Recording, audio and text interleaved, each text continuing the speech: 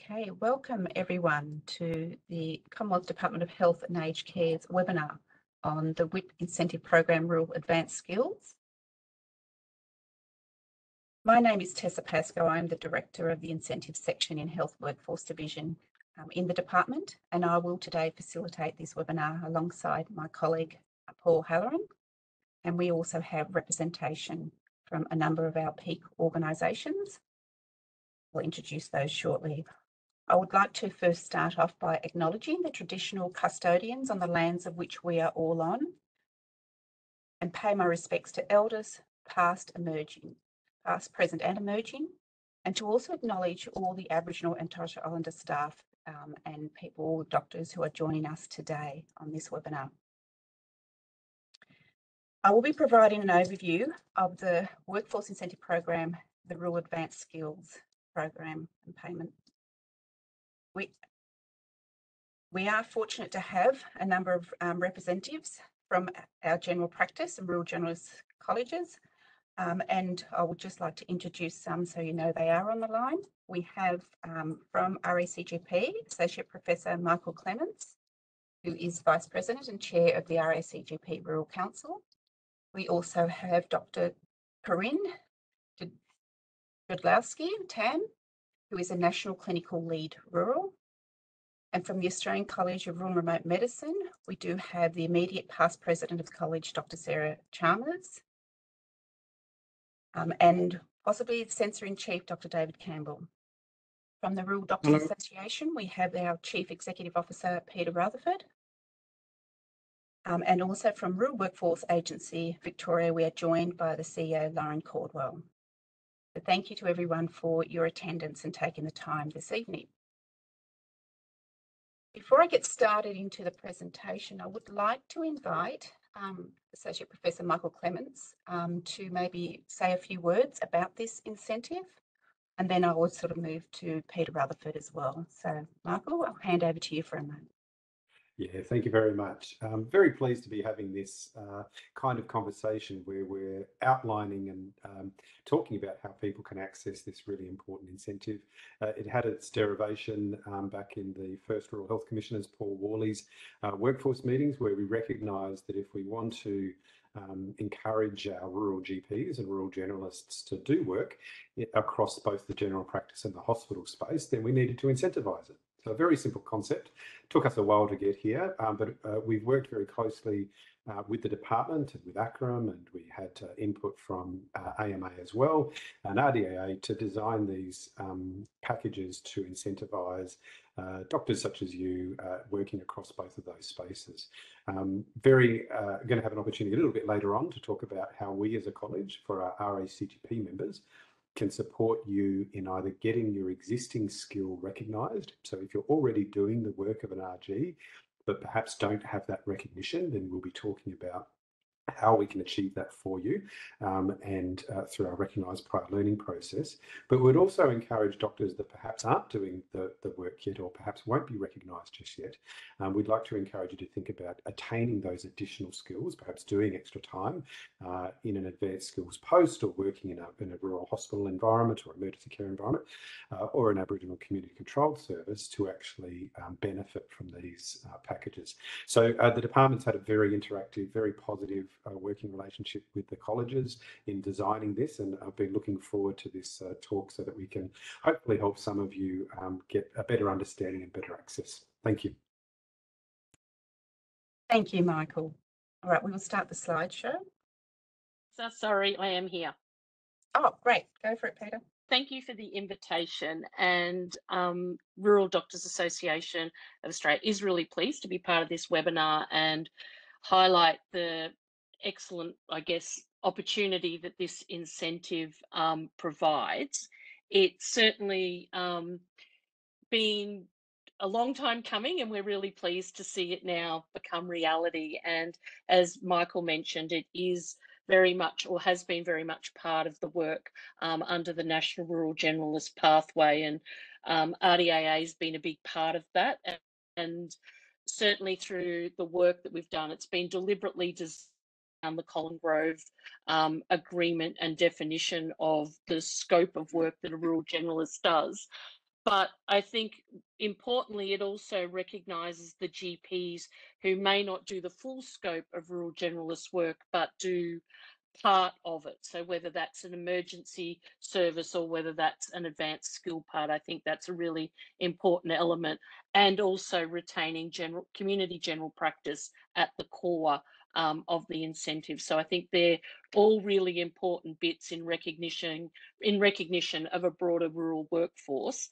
And again, I guess just thank you to the department in the development and the design of this, in listening to feedback and responding to that. And Tessa, you've been a big part of that, but certainly in recognition of rural generalists or rural GPs who work on a part-time basis. And I think, again, that was a really important addition in the design of this initiative. So I'll hand back to you, but we do see it as a really good opportunity, as Michael said, for people to think about, their service provision, the scope of that, and possibly obtaining additional skills. And it's an incentive in recognition of the work that a lot of rural GPs and rural generalists do. So thank you.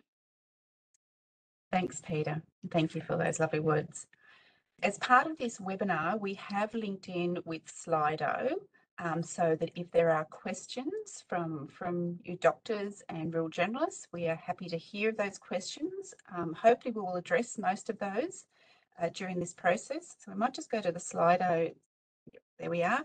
So if you scan that QR code and enter that passcode of 1KRQ1F, you will be able to write down your questions. If they're not answered as part of this process today, we are happy to take those questions on board, and you are free to also send any questions through to our mailbox in the department, which is wip@health.gov.au, and we will look to addressing those questions as well. Part of that will assist us also to refine our guidelines and also our frequently asked questions that we have on the website. Just see it's popping up there now. This webinar will cover the WIP Rural Advanced Skills as an overview. It will also address the eligibility criteria, the payment values, application process, and then provide some support and resources for applicants. We will try to get into some detail on these topics based on the questions and issues that doctors have raised, either with us in the department directly or through the rural workforce agencies.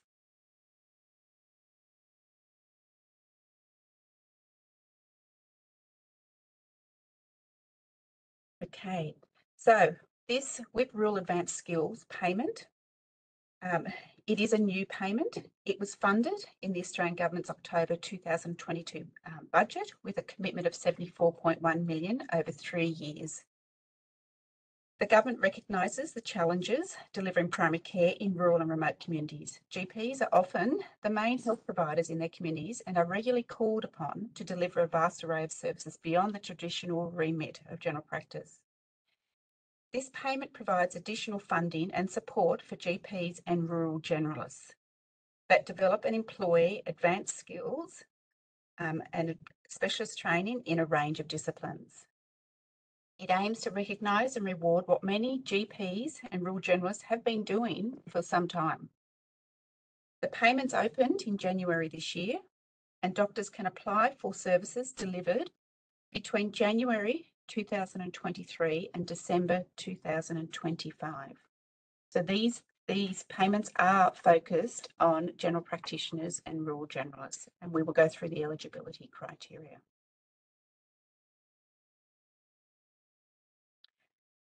There are 2 payment streams for this WIP Rural Advanced Skills.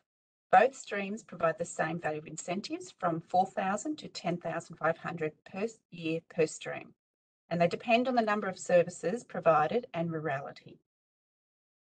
Stream 1 is for emergency medicine and relates to emergency and/or emergency after hours services. Stream 2 is for advanced skills. Under this stream, doctors holding additional skills, including but not limited to anaesthetics, First Nations health, mental health, obstetrics and surgery, are able to apply. Doctors can claim either or both payment streams where they are eligible and meet all the program requirements. Doctors need to submit an online application form through the Rural Workforce Agency, and I'll explain this further in the webinar. One of the great things about the other incentive, the WIP doctor stream, is that for most doctors, the payments are automated. This is because for most doctors, payments are based on the value of the MBS items that they claim. And Services Australia can determine from their provider numbers where those services are delivered. For the WIP Rural Advanced Skills payment, this automated approach was not possible. The aim of this program is to recognise the broad scope of work required of rural generalists and rural GPs, not only providing primary care to their communities, but also emergency and procedural and non-procedural services in hospital and other community settings.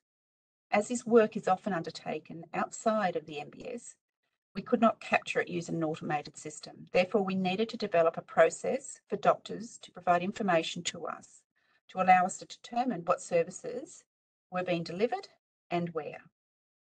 We have worked with stakeholders, and many of them are online today, to develop an application process that is as simple as possible for doctors to complete. In saying this, I recognise that there is some work required by doctors and that completing the form may be particularly complex for some doctors working across multiple locations or applying several different advanced skills. We might move on to eligibility. I would now like to focus on this eligibility for the incentive for the payment. To be eligible for the program, doctors must be vocationally recognised. They must practice in an MM 3 to 7 location. However, they don't need to work in an eligible area throughout the entire assessment process or assessment period. You can count the services you deliver in the MM 3 to 7 locations towards your payment calculation. You do need to provide a minimum level of primary care services during the assessment period. And you'll need to provide evidence of these service levels. And you'll also need to provide evidence that you have completed necessary advanced skills training or have sufficient prior experience in order to claim a Stream 2 payment.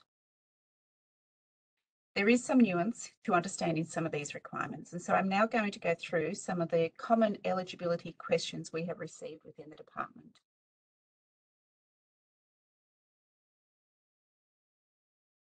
One of the questions we often receive is about the primary care requirements for doctors working full-time or part-time.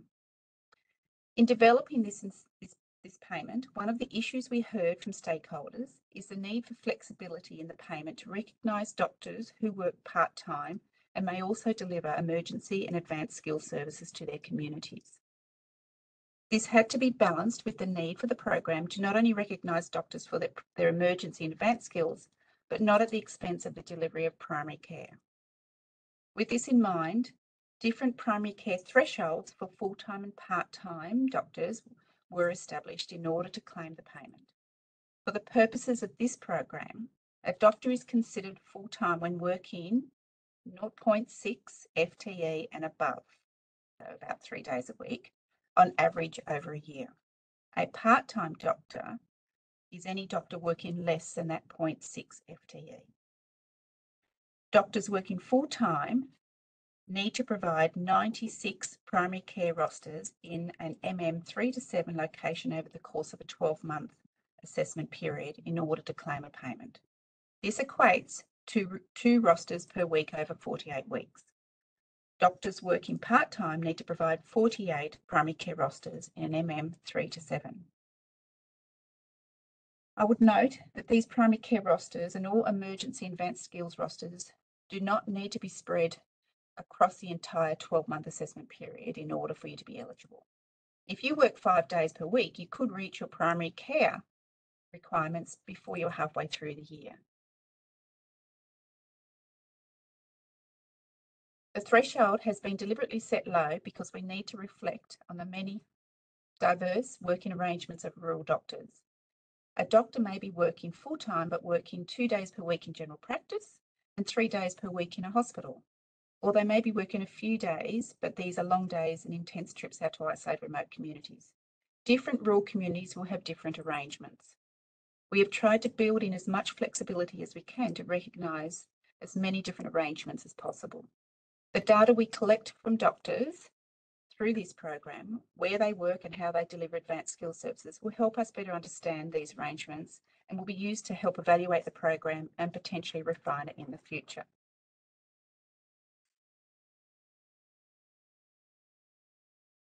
As noted previously, the WIP Rural Advanced Skills Payment was developed to support the Rural Generalist Pathway. As a result, the list of advanced skills eligible for support through this incentive aligns with the additional rural skills training offered by RACGP or the advanced specialist training offered by the Australian College of Rural and Remote Medicine as part of their Rural Generalist Training Pathways.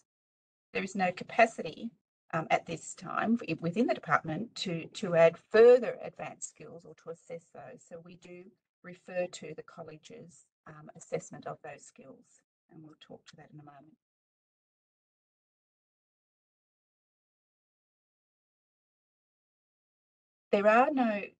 Currently under this program, there are no training eligibility requirements for emergency medicine. The department assumes that if you're a doctor delivering emergency services in a hospital, then you are qualified or experienced to do so. When a hospital verifies that your service level in providing these additional skills,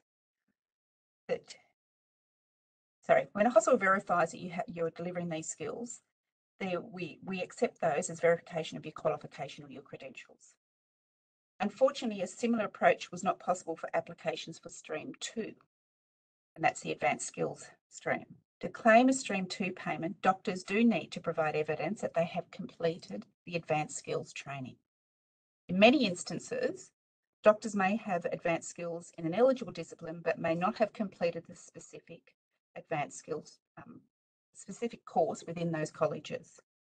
This is particularly true of doctors delivering procedural services in hospitals.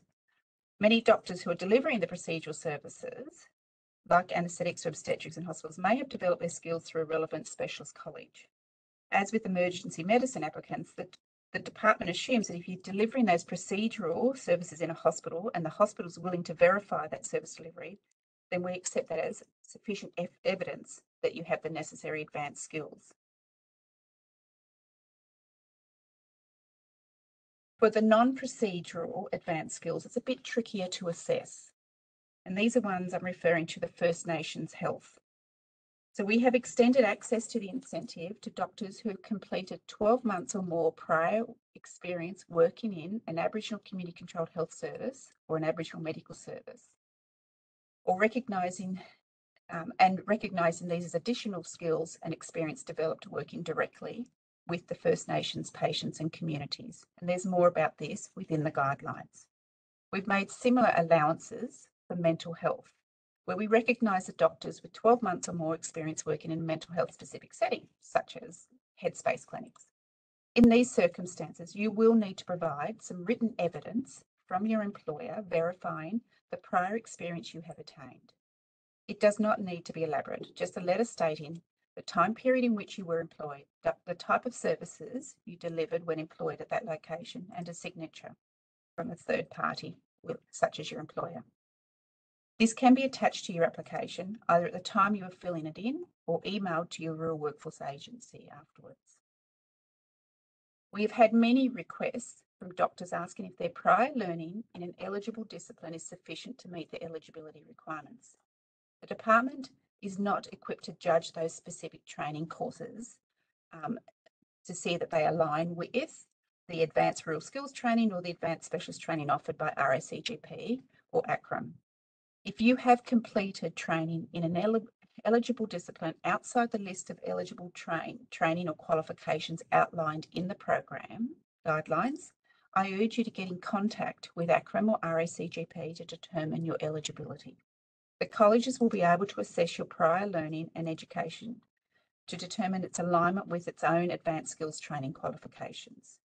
If either of the colleges determine that you have the necessary training to claim an advanced skill payment, then you can provide a copy of that determination as an attachment to your application form. I might just go to RACGP. So Associate Professor Michael Clemens, is there anything you'd like to add in that space? Yeah, thank you. I think one of the most common queries we are getting is people that are doing the work, already working in emergency departments, for example, or already providing services, but haven't yet had us, the college, recognise them as an RG. So for those people, I absolutely encourage you to look at our website for how to get RG recognition under RPL. And it's free at the moment for any GPs that are seeking to get recognition. So that's one of the easiest and most streamlined ways of getting recognised for the work that you're already doing. It's also common for people to approach us saying, well, I do advanced skin cancer surgery in my practice. I do advanced women's health. I do advanced XYZ. And they may very well be doing that, but it's not under an approved framework where we've got an advanced skill and can actually approve that for you. So many of you that are listening will already be meeting the criteria and just need our help in getting recognised. But some of you may not be meeting these criteria because it's not a formally recognised advanced skill.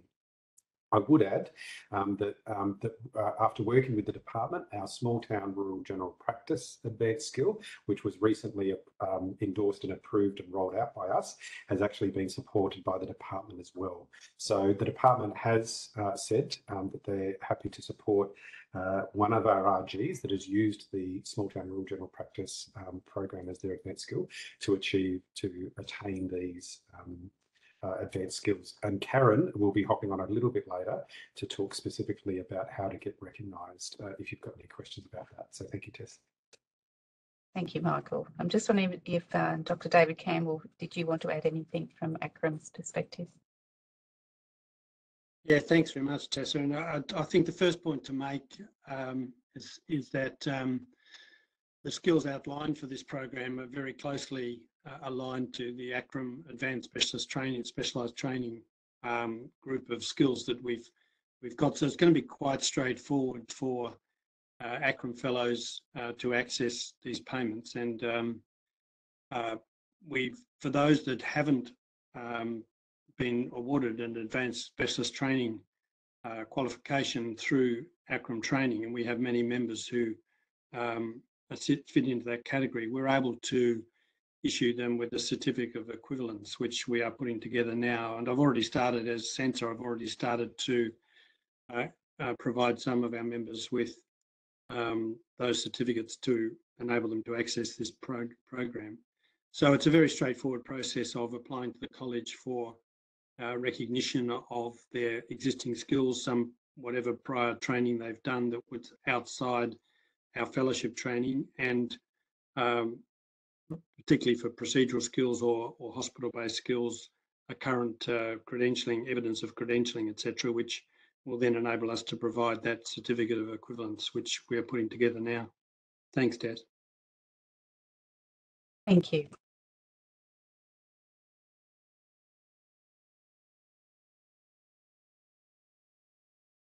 Okay, so eligibility, classifying rosters.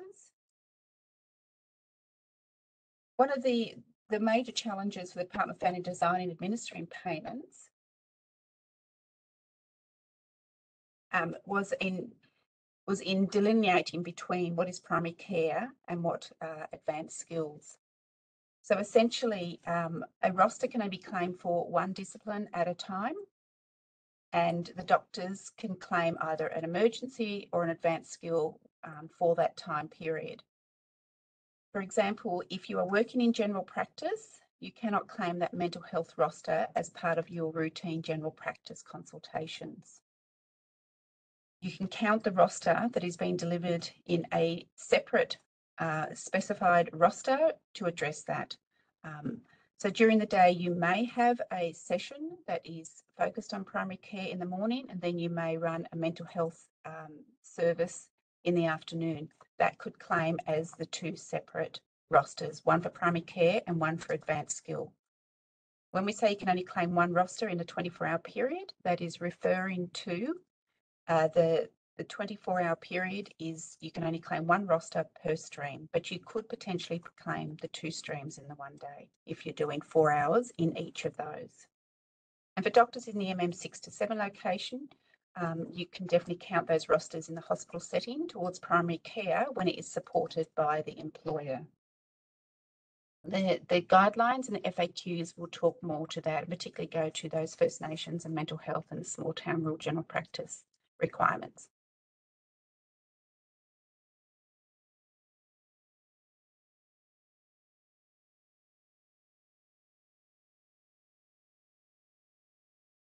WIP rural advanced skill payments cover, as I said, mentioned earlier, between the period between January 23 and December 25, and these payments are made annually. So the assessment period can commence at any time, and the Department of Stakeholders supported us with the design of this, that we noted that for many doctors, they do not align with the January to December timeframe. Ideally, if you could get, 3 12-month periods from that January to December by each of the 3 years, you would maximise your claim. But for some doctors, that may not be the case, and they may only be able to claim 2 12-month periods during that time frame. The service levels for the WIP Rural Advanced Skills Incentive are calculated based on the number of rosters delivered, as I mentioned, the 4 hours or more, and you can only claim the 1 roster for each type each day per stream. So a doctor working 8 hours in primary care can claim 1 roster, but a doctor providing primary care service in the morning and on-call emergency services throughout the evening can claim 1 primary care and 1 emergency roster for that 24-hour period.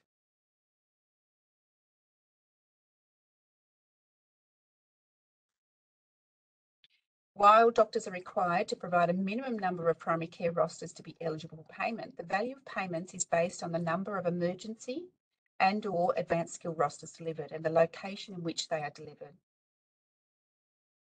While we have a minimum number of primary care rosters as an eligibility requirement, they do not count towards a payment calculation. They do count, however, towards your WIP doctor stream payment calculation. So this WIP Rural Advanced Skills payment is a different payment, and can be in addition to the WIP doctor stream payment. The table that is on the screen now outlines the payment levels by service level. For MM3, there is 1 payment amount for all payment levels A, B, and C. You see that is the same. That's $4,000 across all. $4,000 per year across each of those payment levels for MM3. For MM 4 to 5 and MM 6 to 7, the payment amount increases over 3 levels as the number of rosters increase.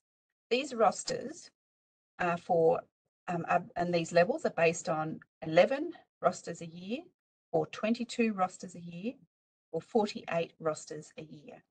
In those rosters for either emergency medicine or those advanced skills. And these are based on an averaging of 1 roster a month, or a fortnight, or a week. And this allows for the 4 weeks annual leave.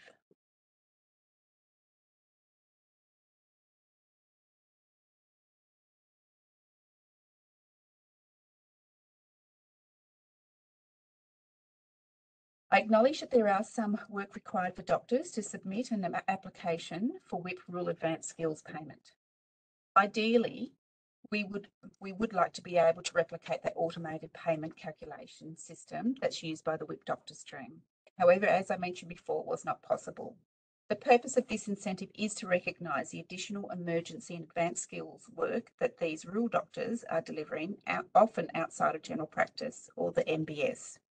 Doctors therefore need to provide a manual account of their service delivery in order to receive a payment. We have worked closely with the rural workforce agencies and stakeholders to design an application process that is as easy as possible for doctors to complete. We have developed an online application process, the form that hopefully makes it easier for you to understand what information is required and the supporting evidence that is needed to be provided.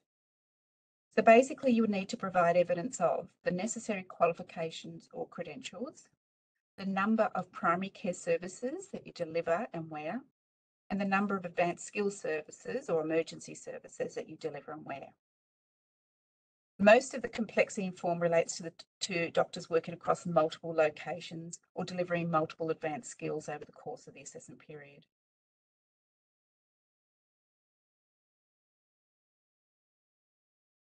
For most doctors so far, we understand they've been able to navigate and complete the form with little or no assistance. One issue we have heard from doctors has been about collecting the signatures from the employers to verify their activity. Doctors have two ways to do this. The employer can sign the application electronically before the doctor submits the form to the Rural Workforce Agency, or the doctor can submit the application to the Rural Workforce Agency and then ask their employer to verify post-submission. How this is done is when you do submit the application form to the Rural Workforce Agency, as part of that process, you will get a copy or a PDF of the completed form sent to your email address.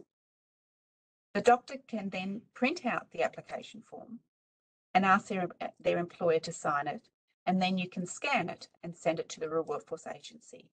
Details on how to do this are included in the application form that is sent to you on the email. Similarly, you can actually submit additional evidence of service levels or advanced skills by email to the Rural Workforce Agency post-submission. If you have missed any of the evidence needed in your application, the Rural Workforce Agency, who is undertaking your assessment, will actually contact you and support you through that process. You can contact your Rural Workforce Agency or us in the department, as I said, through that WIP mailbox at any time during the process if you need assistance to understand eligibility or the evidence required. Details are available on our department's website.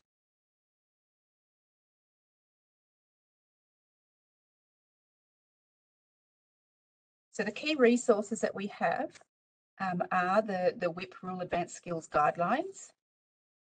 We also have a frequently asked questions document, fact sheet, and an application form. The Rural Workforce Agencies are a key resource to assist you with understanding eligibility requirements and are responsible for that assessment process of your application. And as I mentioned before, we have the WIP mailbox. These addresses are there.